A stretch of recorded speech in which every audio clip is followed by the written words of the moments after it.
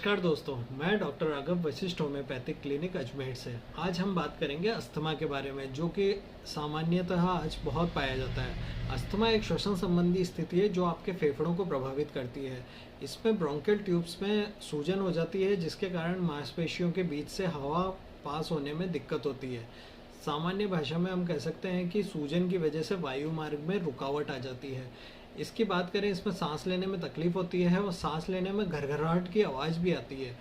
इसमें intermittent asthma होता है, जिसमें रुक रुक कर सांस में तकलीफ होती है और सामान्यतः स्थिति भी बनी रहती है। लेकिन लगातार अस्थमा में सांस लेने में तकलीफ लगातार पाई जाती है। लक्षण सामान्यतः बने रहते हैं।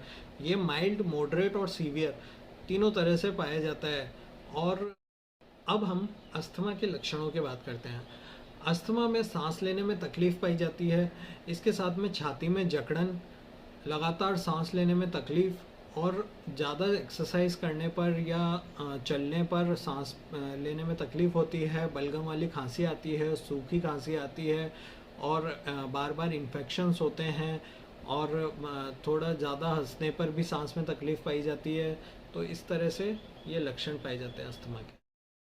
अब हम अस्थमा होने के कारणों की चर्चा करते हैं, जिसमें सबसे पहले आनुवंशिक होता है और उसके बाद में हाइजीन, अगर हम साफ़ सफाई से नहीं रहते हैं, गंदगी रहती है तो उसकी वजह से भी होता है। वायरल इन्फेक्शंस की अगर हिस्ट्री है तो अस्थमा पाया जाता है। एलर्जीज़ होती हैं, धूल, धुएं, मिट्टी, जो डस्ट से आजकल बहुत चल रहा है, एलर्जी रहती है। तो और एलर्जी, कोई भी एलर्जन हो सकता है, उसके कारण भी अस्थमा हो सकता है। इसके अलावा अगर रेस्पिरेटरी इन्फेक्शंस कुछ हुए हों तो उसकी वजह से भी अस्थमा हो सकता है। और ख़राब मौसम, ज़्यादातर ख़राब मौसम जहाँ पाया जाता है, जहाँ बहुत ज़्यादा पॉल्यूशन है, तो उसकी वजह से भी अस्थमा होता है।